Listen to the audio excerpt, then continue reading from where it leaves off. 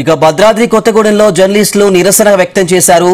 ఓఈలో నిన్న నిరుద్యోగుల సమస్యని కవరేజ్ చేయడానికి వెళ్లిన జీ తెలుగు న్యూస్ రిపోర్టర్ శ్రీచరణ్పై పోలీసుల దాడిని తీవ్రంగా ఖండించారు. జర్నలిస్టులకు రక్షణ కల్పించాలని కోరుతూ కొత్తగూడెం డీఎస్పీ అబ్దుల్ రెహమాన్ కు వినతి పత్రం సమర్పించారు.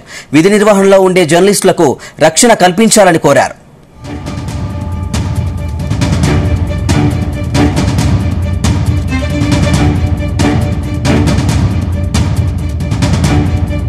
తెలంగాణ ఉద్యమంలో ప్రముఖ పాత్ర పోషించినటువంటి విద్యార్థి లోకం మరోసారి ఈరోజు పోలీసు దెబ్బలు రుచి చూడాల్సి వస్తుంది. ఏదైతే నీళ్లు నిధులు నియామకాలని గతంలో ఉన్నటువంటి కేసీఆర్ ప్రభుత్వం ఏదైతే అన్యాయం చేసిందో విద్యార్థులకు, ఈరోజు డిఎస్సి విషయంలో కూడా అదే ధోరణిని నేడు ఉన్నటువంటి కాంగ్రెస్ ప్రభుత్వం కూడా అవలంబిస్తుందని మేము అభిప్రాయపడుతున్నాం. లేకుంటే ఈ జర్నలిస్టులు ఏదైతే కవరేజ్ కోసం వెళ్ళారో వాళ్ళ మీద కూడా దమనకాండ చేయడం అనేది మాత్రం ఇది గర్హించదగింది మాత్రం కాదు. కాబట్టి తప్పనిసరిగా విద్యార్థి లోకానికి ఎప్పటికప్పుడు డిఎస్సీలు కావచ్చు, గ్రూప్స్ కావచ్చు, ఇట్లాంటి ఏదైనా సరే వాళ్ళకి ఏర్పాటు చేస్తామని చెప్పి కాంగ్రెస్ ప్రభుత్వం అధికారంలోకి వచ్చింది. ఏదైతే హామీలు ఇచ్చిందో వాటికి సంబంధించి హామీలను నెరవేర్చాల్సిన అవసరం తప్పనిసరిగా ఈ ప్రభుత్వంపై ఉంది. కాబట్టి ఇప్పటికైనా సరే అటువంటి విషయాలను కవరేజ్ కోసం వెళ్ళిన జర్నలిస్టులపై పోలీసు దాడుల్ని మా యూనియన్ తరఫున ఖండించడం జరుగుతుంది.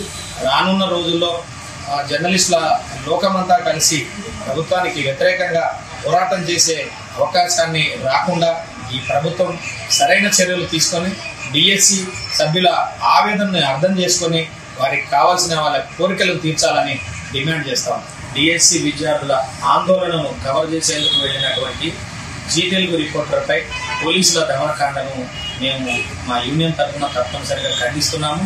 ఇటువంటి పరిస్థితులు పునరావృతం కాకుండా జర్నలిస్టులను అటు విద్యార్థులను అందరికీ కూడా కోఆపరేటివ్గా ఉంటూ ప్రభుత్వం ముందుకు సాగాలని కోరుకుంటూ నిరుద్యోగులకు ఉపాధి అవకాశాలు కల్పించాలని డిమాండ్ చేస్తూ ఉస్మానియా యూనివర్సిటీలో ఆందోళన చేస్తున్న నిరుద్యోగ యువకులపై దాడి చేస్తున్న విషయాన్ని విలేకరులుగా బాధ్యతగా విధులు నిర్వహిస్తున్న జీ తెలుగు రిపోర్టర్లపై పోలీసులు అకారణంగా దాడి చేసి ఇబ్బందులకు గురి చేసి అక్రమ అరెస్టు చేయడం, జీ తెలుగు రిపోర్టర్లపై పోలీసులు చేసిన దాడిని తీవ్రంగా ఖండిస్తున్నాం.